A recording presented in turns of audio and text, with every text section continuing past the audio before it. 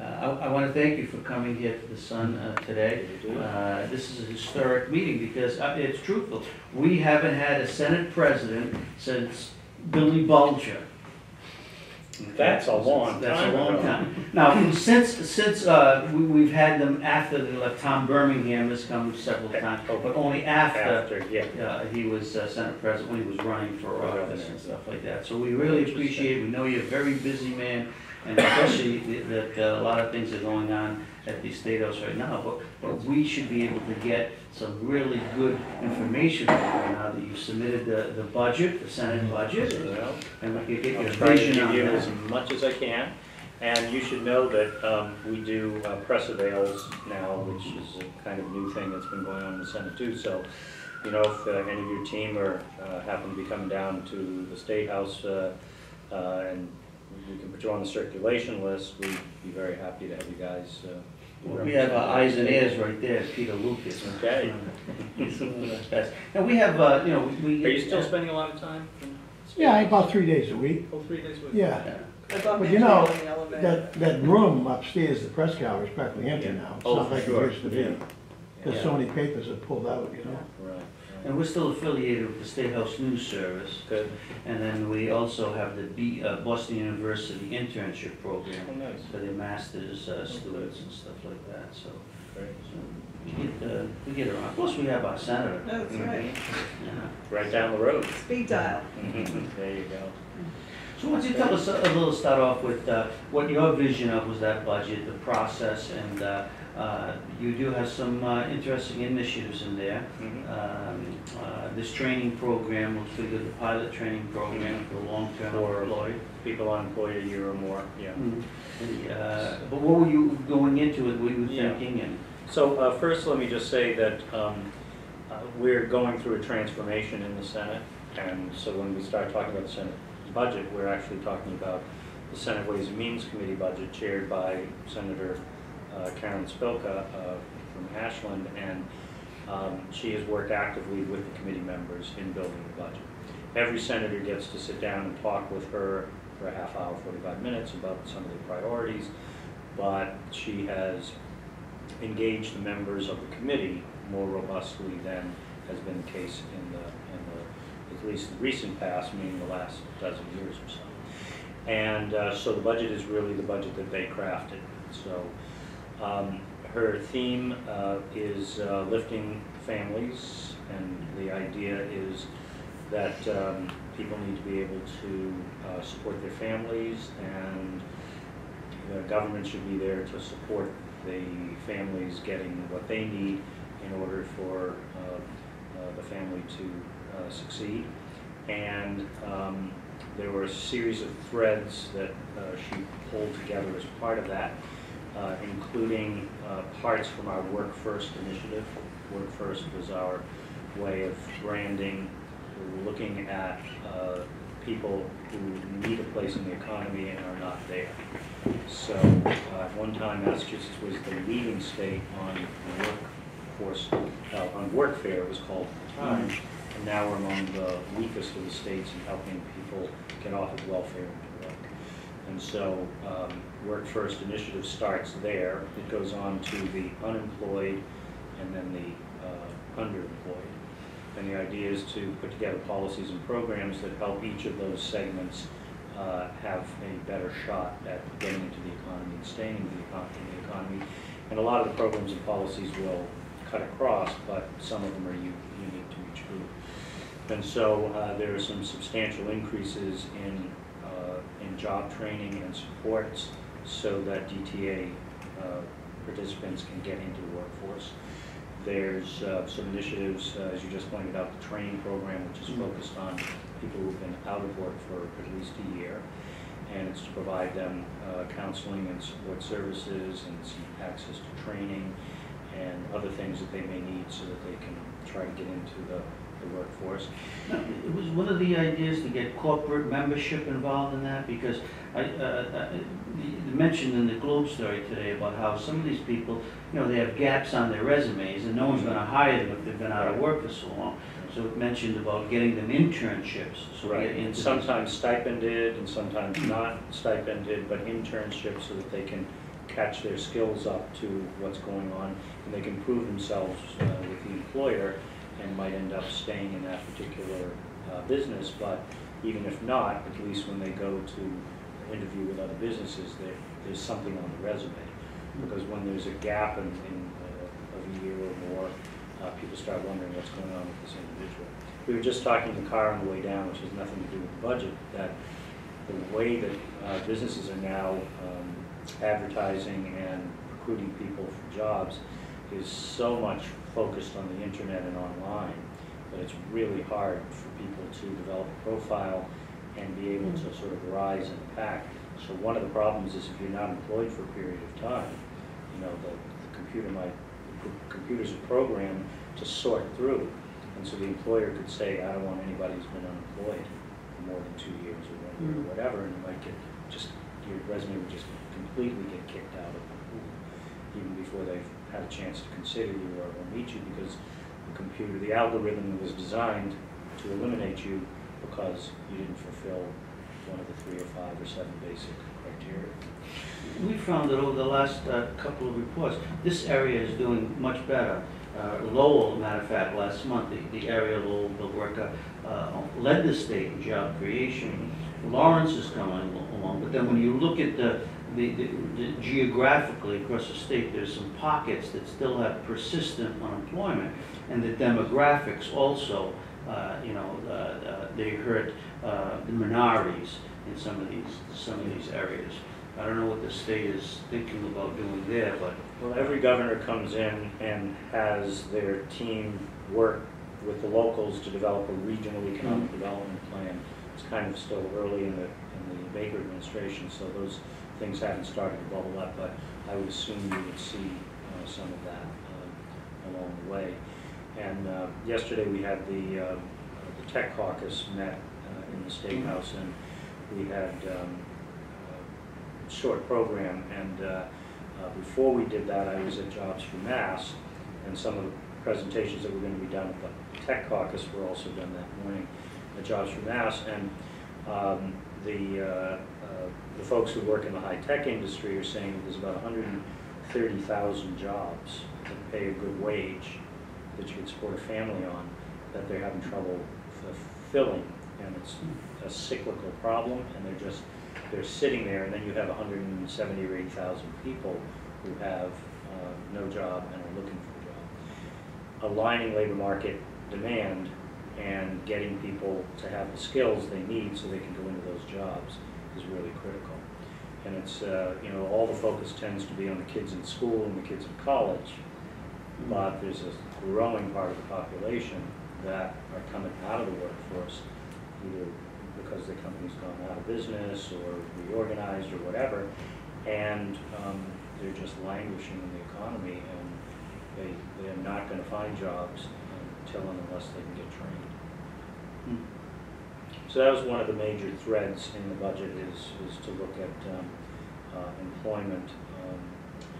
There's some stuff in on opioid and heroin, 150 new beds, plus 2 new recovery schools, which are for younger people who haven't finished school, as I understand it. And that model's been working well, and so there's a desire to expand that. We also, it's on the Gloucester police chief, the city of Gloucester. See what they did. Yeah. Where they've, I mean, if that becomes a model across the state, yeah, it's going to need some money to back up to support the treatment. But it seems like a novel approach to doing that. Yeah. Well, that sort of enters, brings us into the conversation. It's not in the budget. There's one piece in the budget that relates to this. No, actually, there are 2 pieces in the budget that relate to this. Justice reinvestment. Are you familiar with that national trend? So Texas was the first state to do this, and the Republican governor and speaker and Senate president got together and said, we're going to bankrupt ourselves if we don't figure out what to do. Highest incarceration rate in the world in the United States, and Texas was among the leaders, and they said we got to spend our money smarter. And so they brought in technical assistance, and it's now turned into a national trend. U.S. Department of Justice, Council of State Governments, and the Pew Foundation all teamed up to help them develop this approach. And basically, they measured their investments and their policies against best practices around the country. And they discovered that they could significantly reduce population in the jails if they switched from incarceration for nonviolent drug offenders and the mentally ill, who are increasingly finding themselves in a bed in prison instead of a bed in a hospital or a treatment center. And long story short, they canceled the construction of 3 new prisons, closed 2, and in 1 year alone they reduced criminal justice, or I'm sorry, jail spending by $450 million and transferred 220 of that into treatment programs and to reentry programs, so that fewer people were going in, and there was more investment on the people who were in be ready to reenter society. And they found a reduction in crime and a reduction in recidivism, people coming back in the front door. Dramatic change. And so now there's 17 states that are doing this. And so Massachusetts was in relatively good shape in the sense that we have a lot of people in prison, but we're not among the highest number of incarcerated individuals. But we have some sheriffs who started to do reentry work, and we had some other stuff going on, particularly at DYS, to try to help with young people and divert them before they get into the criminal justice system. Because a young person who gets in is more likely to stay in and go back at least 2 or 3 times, and if that happens, you're probably going to see them there for most of the rest of their lives. So in this budget, they put in some additional money for supporting reentry programs. And they also put in a policy for what's called compassionate release. It's for nonviolent offenders who are terminally ill, who would be better served and better placed and less cost in some other kind of facility, which would often be a nursing home or some kind of facility like Western Mass Hospital or Tewksbury or one of the other hospitals where. I was actually going to ask, is Tewksbury State possibly where some of those beds would be located for opiates, do you know? Yeah, well, I think that's up to the administration, but that they certainly are capable of handling that, and that would ideally, because we have a shortage of beds in this area. Yeah. So that's a little bit on the justice reinvestment, and if everything goes well, the governor, the speaker, the Chief Justice, Supreme Court, and I will sign a letter within the month, which will engage at no cost to the state, the Pew Center and the Council of State Governments to provide technical assistance as they're doing in so many of these other states. And as I say, we're doing better than a lot of others, but we can do better. So that was another thread that's sort of embedded in the budget. Help me. Mass Life Sciences. Mass Life Sciences, Tech why don't you talk sector, about that? yeah. That's in your bailiwick, so. It is, yeah. The Senate provided $15 million in terms of Mass Life Sciences, which of course, there had been a commitment about 4 years ago of $10 million a year. It really has proven to be a very important sector of the economy. It's produced jobs. It's done remarkably well, and that's why Massachusetts is kind of leading, in the Mass Life Sciences area. So that funding was important for the Senate, as well as the Mass Tech Collaborative, which has done great work, funded another $3 million for Mass Tech, and some other things in and around manufacturing and partnerships and things of that nature. So I think just on the economic development front, there was a strong commitment in the budget to monies for higher ed. Higher ed did very well in the Senate budget. Is that because we have a new president? UMass did very well. It was a combination of factors. It also fits into the agenda of meeting labor market demands, and so fit into that agenda. I think we were 30 million above. Yeah, and UMass 19.3 million. Yeah. Additional. Over the current year? Yes. Yes. Let's see, the courts did very well. We gave them a little bit more even than they asked. Yeah. But, so they did very well, and trying to think about some other threads. You know, the overall picture is we're roughly in the same ballpark as the governor and the House in terms of the total dollars, and we're spending below revenue projections, which is helpful and good because there's always a few sups along the way that are necessary supplemental budgets. And we identified a couple of pieces, one of which comes to mind, which is another potential revenue source. A study was done recently that pointed out that there's a lot of cigarette smuggling going on, which results in tax loss for the Commonwealth and also hurts local small businesses that sell cigarettes. So we put money and a policy directive into for DOR to put together a unit to crack down on that practice. And since you guys are close to the border, this is a potential help to the small retailers in your area. And we'll also produce, we're projecting a $20 million revenue gain from that, net revenue gain, after paying for the cost of that unit. And that has the potential to grow a number of times greater than 20 million.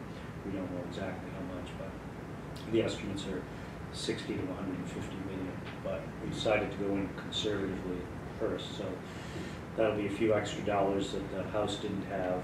But if they go along with the initiative, then we can do a few little things with that. Speaking of the House, that Pacheco 5-year abeyance, is that in the Senate budget? Not in the Senate budget. That's not going anywhere, is it? It's not going. It will be debated in the Senate, Right. but it's always been protected in the Senate as after the debate. Senator Pacheco is out educating the members, because if you think about it, this law was adopted before most people were in the legislature. He educated me today, so I guess. Why would the MBTA be exempt? I mean, you still have to pass a threshold that is higher than any other standard, I think, in the United States to get privatized in the state of Massachusetts. So why would they exempt the MBTA? I mean, the Pacheco law works both ways. It helps, you know, if the standard is met by a private vendor, which are Massachusetts companies, why can't they help out the MBTA to become more efficient? They should. Where That's the whole point of did the it law. come from, the amendment?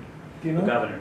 The Pioneer. Oh, the governor, that's Yeah, right. the Pioneer Institute opposed the creation of a law of this sort all the way back. But the speaker had to go along with it.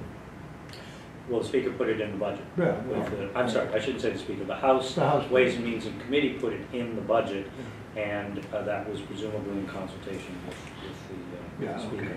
So, you know, the Pacheco law has been very controversial, and the reality is that about 80% of those proposals that were made have actually been approved and have been implemented, and most of them did save money. A few of them, what happened was, after it became privatized, the costs over a fairly short period of time rose rather dramatically. But once it was privatized, it wasn't coming back into the government. And the MBTA actually had 3 proposals submitted over time, one of which was actually adopted and implemented, and it saved money at the beginning, and then it cost more because it was a sole source vendor, and the price just kept going up. And the other 2 failed at the auditor's office, because the auditor has to sign off on them, because they couldn't demonstrate that they were going to save money. And one of them, they couldn't, and both of them, they were told, the bidders were told what they needed to provide of additional information so that it could be approved if you could in fact demonstrate you'll save it. And what ended up happening was one of them was rejected. It was cleaning services for bus shelters, but they didn't put how many bus shelters they were or where they were, so you didn't know what the costs were associated with actually cleaning them, and so there was no way to judge whether you were going to save money or not. And the bidder was told, you can fix this if you'd like and resubmit, and they chose not to.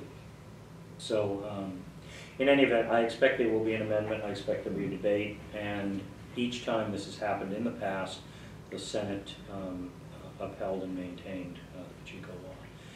And so Why is the Senate so opposed to a fiscal control board when they've taken over cities in this state and got them back on their feet? Chelsea, we had a fiscal control board in Lowell.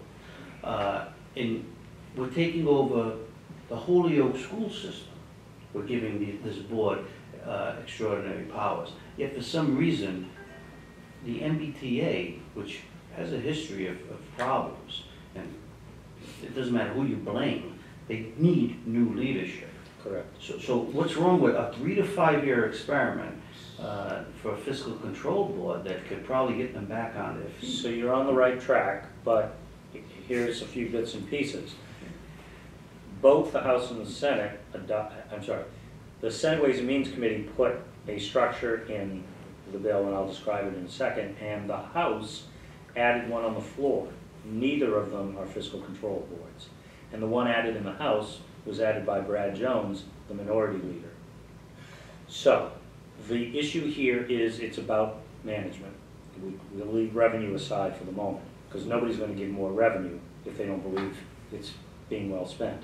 And we've been down this path several times now and given the T revenue, new revenue, more revenue, came back again, did it again, and it's all about the management.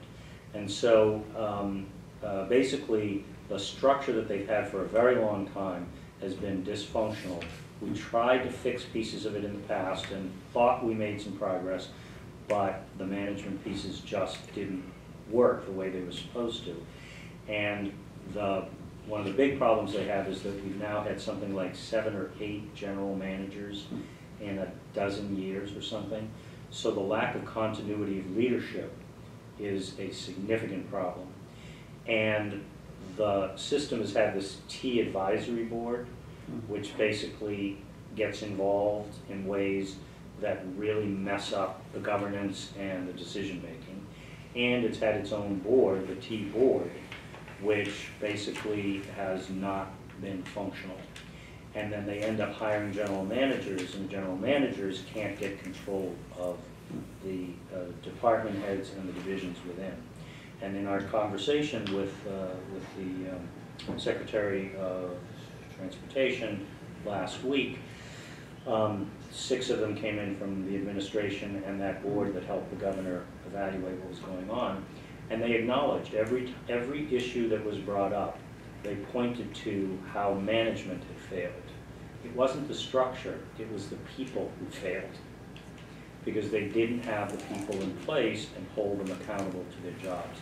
So what the Senate just said was, the governor is going to be held responsible. He appoints the Secretary of Transportation, and she is a dynamo. And we want the general manager to be appointed by the Secretary of Transportation so she can hold that person accountable instead of a board of unelected people who nobody can control once they get in place. So we wanted to not put in another layer of bureaucracy, and we wanted direct reporting from the GM to the Secretary to the governor. And so I don't care what you call it, fiscal control board, whatever, it doesn't matter what the names are. The question is, who's got the power and what are the powers?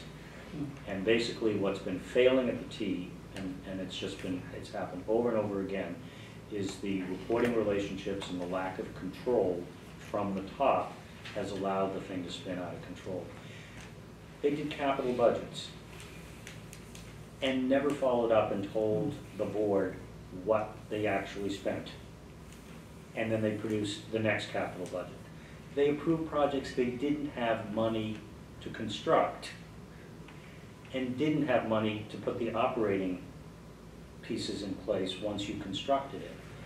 And this board kept approving it over and over and over again, and nobody was held accountable in that system. So we want to be clear, the governor's bill is still alive, very much alive.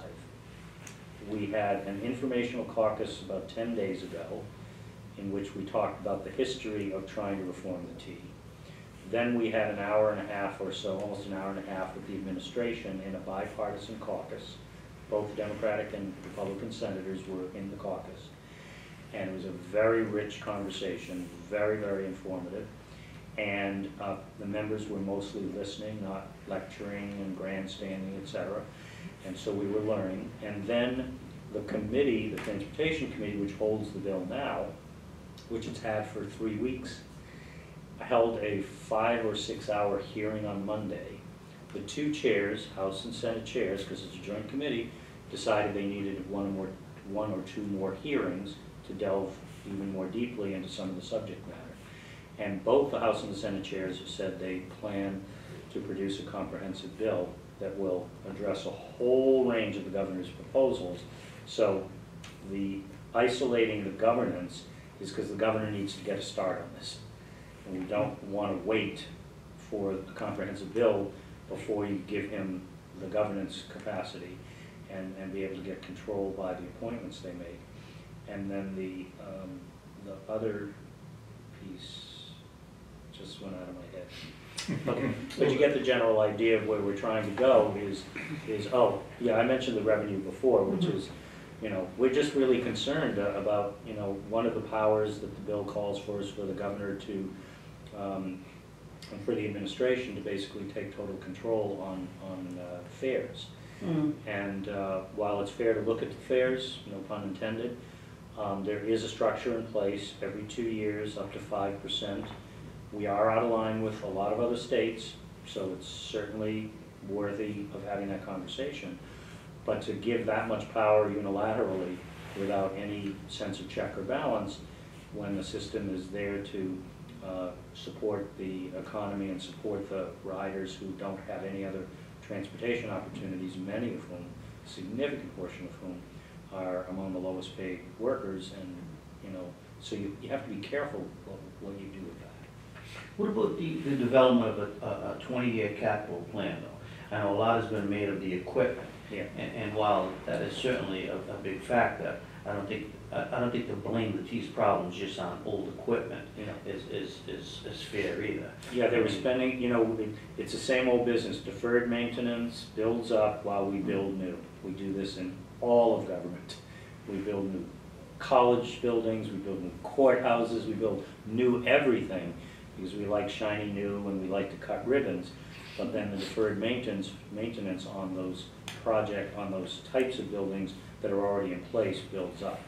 So this has been a serious problem, and so the T needs to have a capital budget, and it needs to go through a traditional capital allocation process, and they need to say what they're going to build, and they have to prove that they built it, and then you know you pay for it over time. But they were submitting multi-billion-dollar bond capital programs for the upcoming year, and then spending a third of it. And they had the money available to them. But they weren't doing that. They were opening new things instead of doing the deferred maintenance and buying the stuff they needed. Are you confident that if this new management comes in place and those tools are put in place, that the 6,000 professionals who work for the Commons Union would be collaborative partners in this effort? And I've read the Commonwealth magazine piece saying where all these numbers came from, average 63 days out. You know, okay, yeah, they do get vacations, they get personal days, but the average absenteeism rate was still 22.3 days, okay? And that's still a high number. I mean, we don't get 23 days off here, you know, we get 3. Isn't that another sick days? Isn't that another piece of management? You would hope Don't so, the but if managers it's in a have to put union in- contract, okay, that Well, they they're can not- just take sick days. They're not entitled to abuse No, they in the shouldn't. contract, contract, and it's about holding accountable. The whole system is so weak in terms of their accountability. Because again, let's go back to the Capitol. The part of the reason the Capitol was breaking down was because they had a totally antiquated and inadequate procurement program. And so nobody could make that work and work well with the program and management structure they had for procurement. And this is the administration said this to us. We didn't make this up. The secretary said, we took a look at the procurement and it was a total mess. They just hired a new procurement director, and so they're ready to turn the corner on that. But it's really, so much of it is about the management. And if you let people get away with stuff, they'll get away with stuff. And they didn't answer to anybody. I mean, they didn't answer to the governor, they didn't answer to the secretary. And Beverly Scott was a disaster. I mean, she was a disaster. There's no other way to paint it. I mean, she was colorful but a disaster. So I'm very hopeful that we can make this a lot better relatively fast, because I don't know a better public manager than Charlie Baker. And you saw what he did with Harvard Pilgrim. So this guy can manage, and he's got a strong team around him. And I even watched what Kadish was doing, the chief of staff, who was on the front line every day during that crisis with Keolis and the team. And we heard the reports every Monday at our leadership meetings, Speaker, Senate President, and myself. And they were on top of it. That's good to know. Yes, But it sounds like you guys have philosophical differences as to what this thing's gonna look like 2 years, 3 years out.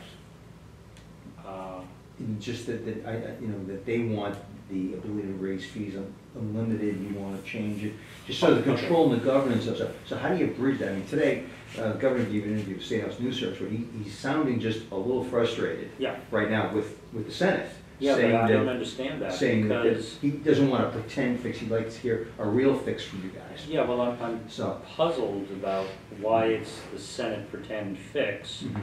The House, the only thing we've talked about so far is the governance structure, and the House put a governance structure in their budget, which isn't his control board, and it isn't, I mean, it's different than ours, but it's not the control board. So this is, right now it's kind of a little bit spinning out of control here, and we're trying to figure out what's going on, and I've asked my chief of staff to have a conversation, because I had a direct conversation with the governor yesterday, and I got no sense that we were about to be held responsible for the ills of the world on this 3 weeks after he filed his bill. So, And the governor, when he testified at the hearing, did say that the ultimate end game is to have one MassDOT board, you know, and that, down the road, that's what he would like to see. And I think a lot of people would like to see one. But in the meantime, focus on fixing the T before you fold it into everybody else. so I asked him, you know, not him, I asked his staff last week at a meeting, so if you're going to appoint all new people, find the people with the skill sets you need who you would otherwise appoint to the other board, because it doesn't matter what the name of the board is. You need talented people who have a vision for how to fix the stuff and put them on a board. And you have just cleared the deck, so you have a bunch of appointments. We're adding more, so that you have even more appointments. And maybe you have a subcommittee of the MassDOT board that focuses on the T or whatever. And, you know, there's form follows function. What's the function? We're trying to make this a functional system that delivers quality service at the best price and is as efficient as possible. So what form do we need to do that? The control board isn't the only form that you can use to get there. The other issue, you know, and perception, people in Massachusetts, I mean, we really do get a lot of success out of that budget, 38 billion. I mean, when you were first elected to the legislature, you know, that budget was about 9 billion, 10 billion. I wrote the first $20 billion budget when I was chairman. So I mean, it has a way of expanding, ballooning more services. 42% to 44% of that budget is now health related. Correct. It seems like it's just grabbing more and more piece of the pie. You want early education, all these good things that we try to do, and yet a crisis develops, holds us back. This health connector now, look at the latest. The FBI is subpoenaing records, okay? And it's not it's not to say it's the legislator's fault, but certainly people look at this and say, gee, what's happening to the great state of Massachusetts? We can't run a commuter rail. The Health Connect was broke, and now we're just making it up as we go along. I mean, how do we get out from under these things? It seems to be directly related to management, administration. It's a big piece of it, and making sure you got the right people and the resources in place to do it. So on the Health Connector, we made a mistake. We should have gone with the federal system and not done our own. We thought we could do it better and smarter, and we didn't, and so we had to do it a second time. And so it was a big mistake, and a lot of mistakes got made around that. But we also learned in that process that our procurement system for purchasing technology development is very bad. And the legislature last term passed legislation which I'm told by experts, because I sent it off to some experts, because it was one of the things I was looking at as a potential cost savings area for the Senate to work on. And I said, looking at it as a procurement system, and this was high-tech people who do high-tech procurement on both sides, sell and buy, and asked them to analyze it, and they said, we've got about 80% of it done. 80% of what you need to have a state-of-the-art, really sharp procurement system for high-tech. And so I then asked Senator Pacheco, Senator Joyce, and not Senator Pacheco, Senator Joyce and Senator Cream to work on legislation, and they filed a bill that we think is going to get us most or all of the rest of the way there. So, you know, when these things arise, light a candle instead of cursing the dark, and figure out what we could do better and go after it. And that's, you know, reform is a big part of what we are always looking for and always working on. And so I mentioned criminal justice reform. We could save hundreds of millions of dollars there and reallocate it within the budget, getting a better outcome, lower crime, protect the public safety by making sure that the right people are in the right place and bring down costs overall. So it's our job to keep finding those places where we're not doing as well as we should and then fixing it. I think we do a pretty good job at that, once we find it. Any questions? It's been in the news a lot about what's happening in Baltimore, Ferguson, police, community relations.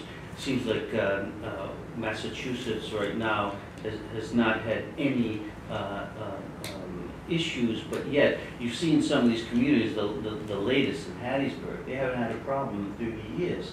And then the ambush of these two police officers.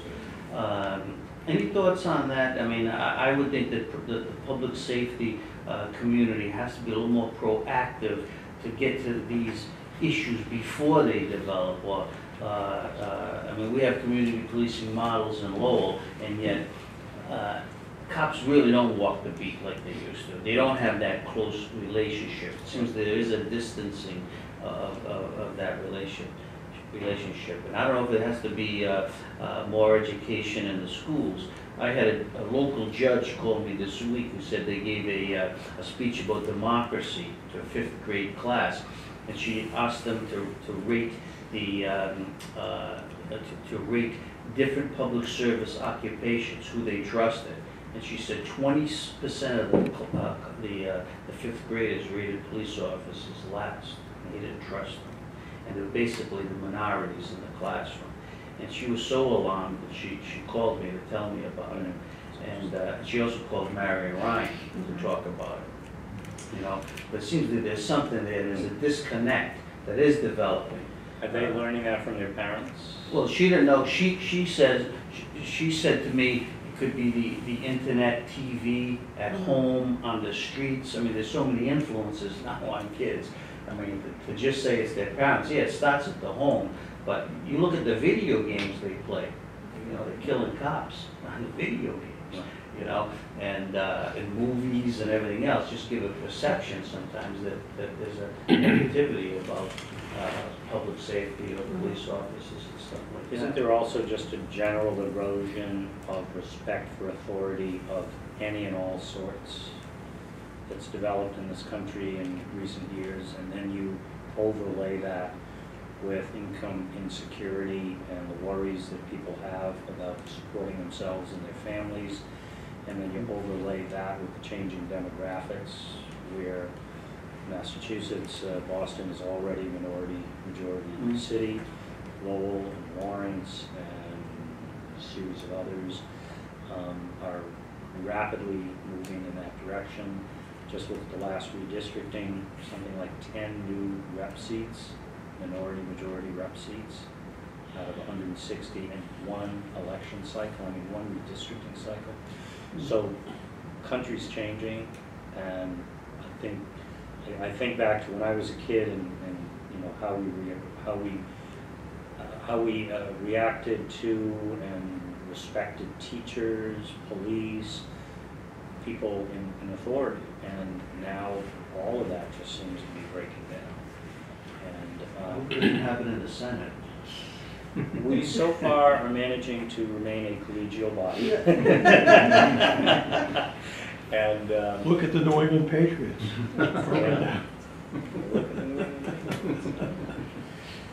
So, but I was also thinking when you started talking about that, we need to do a lot more on police training in Massachusetts.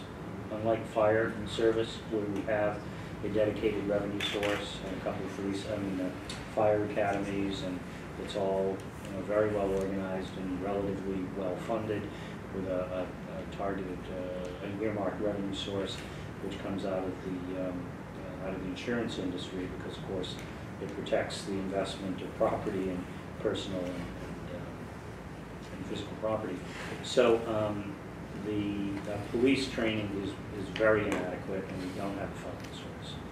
And it's something that I'm hoping we can figure out at some point, so that there's a dedicated revenue source.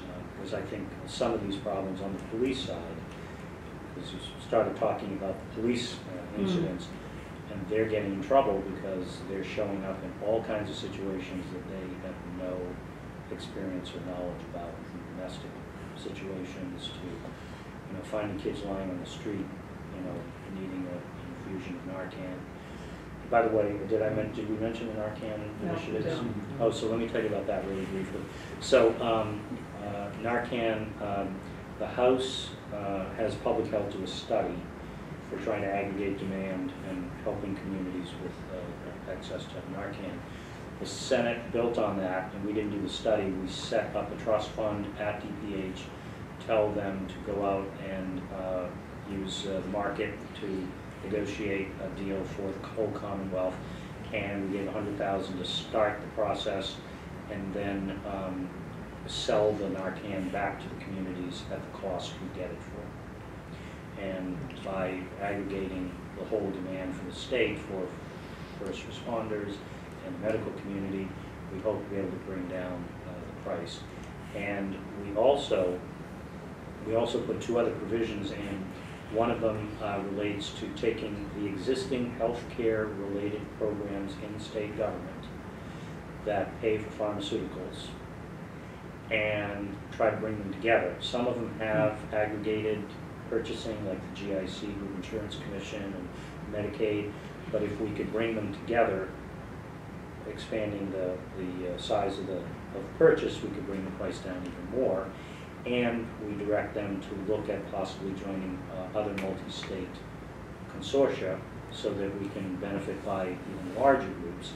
And then we also direct them to look at the kind of model that you see in Washington State and Oregon, where first separately and now together they negotiate contracts for the purchase of drugs using a formulary. So they figure out which drugs they want to get a better deal on, and then they go out to the market and they negotiate and do bulk purchasing. And it's a voluntary program, 20% market penetration at this point, and the consumers, whether they be institutional or individuals, are benefiting by those lower costs for those drugs. And in the last reported year, 40% reduction in the cost of those drugs to the people who participated in the program.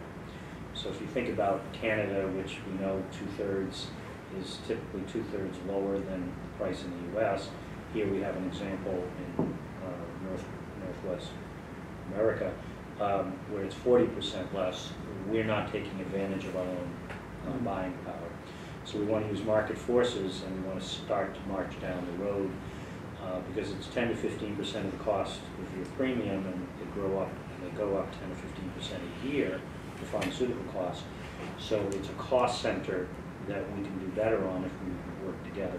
So we've been talking with the private sector, we've talked about hospitals, et cetera, and people are excited about the possibility that we might aggregate our demand and be able to pull that together. Yeah, I think the Lowell police, they now have 3 cans, or 3 to 5 cans per car. That's 33 bucks a can. It's gotten very costly, and that's. Yeah, why- and we have, yeah, and we put it up there. But the volume of sales is going up and the price is going up. Yeah. What's wrong with that picture? Right. That's a good start. That's a good start. And the other thing was, John Chamberlain was telling me yesterday that he's now getting repeat customers in the same night. They bring them, they revive them, they bring them to the hospital, and then they don't want to stay, they want to leave. And then 3 hours later, he's picking the same guy up who's been used the second can and Narcan. And he says, so that's another, they're the hardcore, he calls them. Wow. It's unbelievable. And there's nothing they can do to force them to stay. No, No. no. Unless you section 35 them on that as a process, and then you have to have a bed. If you don't have a bed, that's the point of section 35. Mhm. So we are trying to work on this. We've made a little bit of progress before. This is a hard nut to crack. Mr. President, you made an interesting, an interesting push for this equal power sharing. Just give us your thoughts on it. I think it's very interesting, and I think most people don't understand how the process works. I mean, certainly people who cover the legislature and were there see it, but the House has always been the money people, because the appropriations have to start there, and then the Senate, the more deliberative process, and then you work things out in joint sessions and stuff. But every I think Senate President comes in with a vision and something where they want to put their thumbprint on, or fingerprint on, and move the process a little more. So why don't you share with us what your So let me go. and there been too much exaggeration about this, or? Well, let me go at 50,000 feet and then I'll come down to the ground. So what are we trying to accomplish here? What we're trying to accomplish here is we have a lot of talented people who are elected to the legislature, and they are elected to represent the people in their district and to try to make the Commonwealth a better place. The committee system is the place where a lot of work goes on and should go on, and if the committees are not working properly and we don't let the committee chairs do their job and the committee members do their jobs, then you basically don't have the kind of robust debate and problem solving and creative work that a legislature is supposed to create. So I'm also passionately committed to the idea that people who are affected by a decision should have a voice in the decision. And in a representative democracy, we elect these 200 people plus the governor and lieutenant governor, and they're the people who are charged with doing it. But it doesn't mean you shut the door on the 6.8 million people. And that's why we have public hearings, and that's why we want people to participate and tell us what their thoughts are. That's why we did Commonwealth Conversations, 8 days of traveling around the state, phenomenally rich experience. Hundreds of people turning out every night to tell us what was on their minds. We didn't talk, we only listened. So, And they only got 2 minutes each. and they got 2 minutes each, and every one of them They waited. stopped at the 2 minutes. It was so amazing. And virtually everybody who wanted to speak got to speak. And we also set up a website so people who couldn't get there, we had the equivalent of 2 more nights in terms of people participating through the website, sending in their written statements of what they would have said had they been there. So it's just a very rich experience. So, okay, so if you're going to have robust committees and you're going to have an engaged public working with those committees, you've got to have an open process where the committee members and the chairs get to do their job and take the information, pull it into policies, and move those policies along. So now I'm going to come back to the ground. On the ground, If you go back, well, let's just start at the beginning. We've had joint committees for as long as anybody can remember, literally hundreds of years. It's about 1860s, I think, the joint committees were formed. But only 3 states in the country have joint committees. All the other 47 states, actually 46 states, because Nebraska's unicameral, so they just fight with themselves. The other 3 states, all of the other 47 states have separate committees, and it's perfectly functional as a model. It works.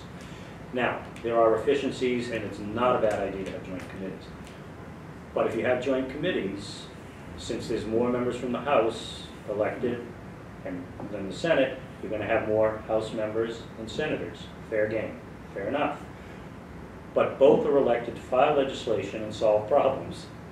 So we know that we're at a disadvantage in the process because we not only have to convince ourselves as senators, we also have to convince enough House members. And that's not a problem either if you have a fair shot. Because once the bill is voted upon, whether it's favorable, unfavorable, or to study, it should go back to the branch of origination, and then you have a second bite of the apple. If we couldn't get a favorable out of the committee, fine. Send it to the Senate, maybe it'll stay unfavorable. But maybe we'll overturn that, perfect the bill, debate it, and send it to the House. And they have a choice whether they take it up or they don't take it up. In the same way we have a choice whether we take up their bills or not. Now, I think what went wrong here is we made some very important and well-intended rules changes. When those rules changes were made 15 years ago, a couple of things happened. So follow the bouncing ball here.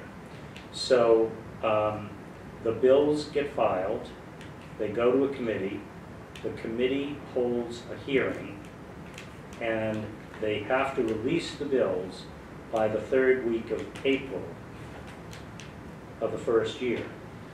You debate them, work on them, or kill them. December 31st midnight, the bill isn't passed, it's dead. The next week you refile it if you want.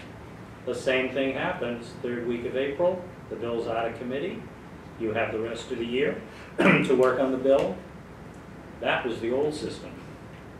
So we would do in 4 months all of the hearings, all of the bills, and they almost all got out of committee, favorable, unfavorable, or study, and went back to the branch of origination.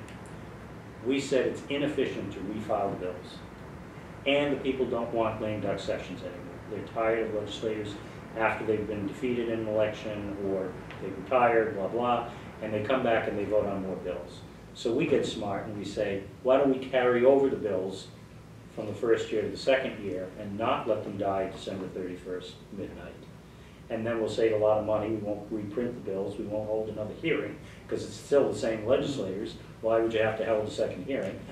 And so we were smart, and when we did that, we made the 4th week of April of the second year the day when all bills had to come out of committee. So now you have 16 months to do the hearings and consider the bills. By the 3rd week of April in the second year, we're in the budget process.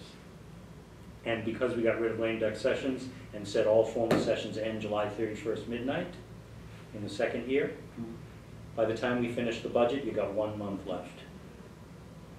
So we basically took what we used to have, which was about 16 months of time with bills out of the committees to work on, and we reduced it down to what I've just described. And over time, more and more bills got held up in the committees longer and longer, human nature being what it is.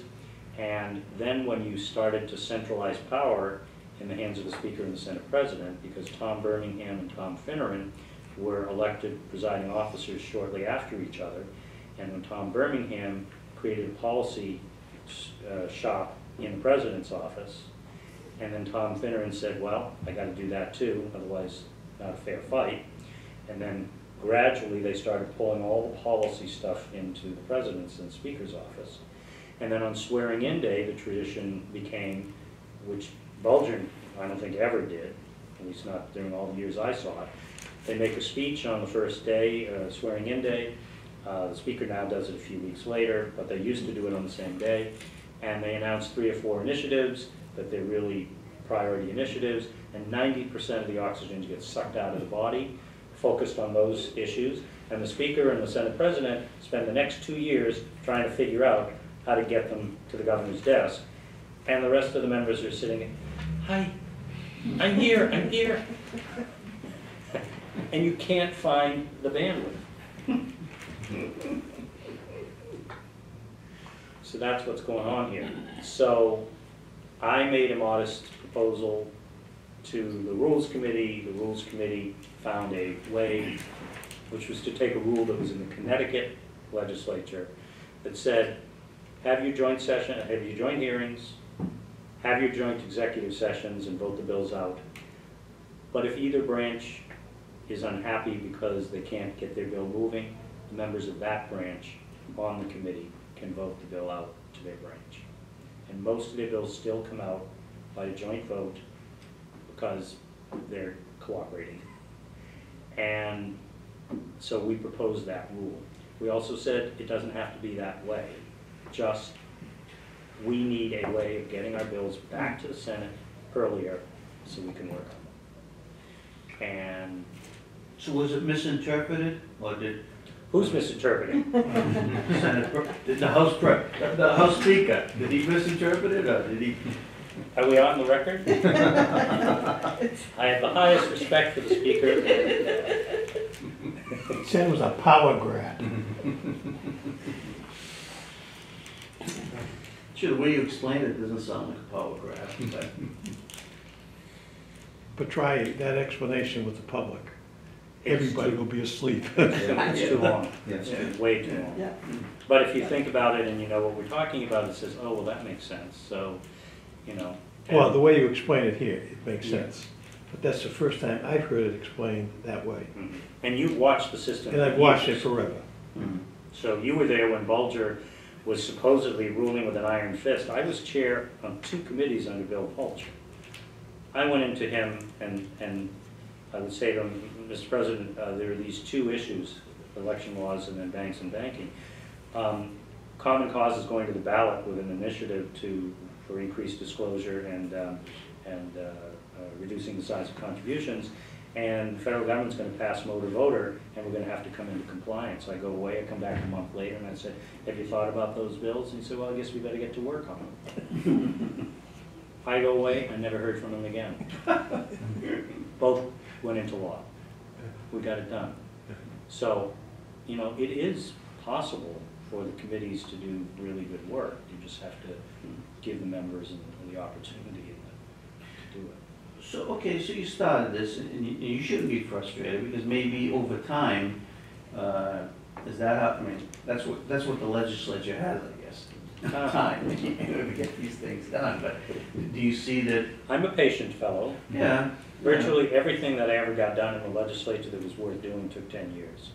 I hope this doesn't take 10 years. I know they should fire me. If it takes you 10 years, No. you're probably not very good. No, it shouldn't We ought to take- send somebody else down there. But you started in the House of Representatives, I and did. I guess you just gotta win over more people who come through the ranks, I guess, but, or maybe you have to appeal to editorial boards. Thank you for having me visit and asking a question. This editorial will have a big influence.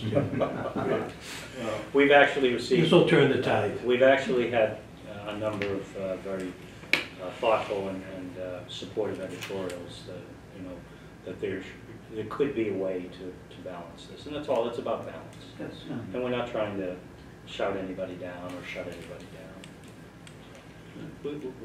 I always find that reasonable people can find a way, if they want to find a way.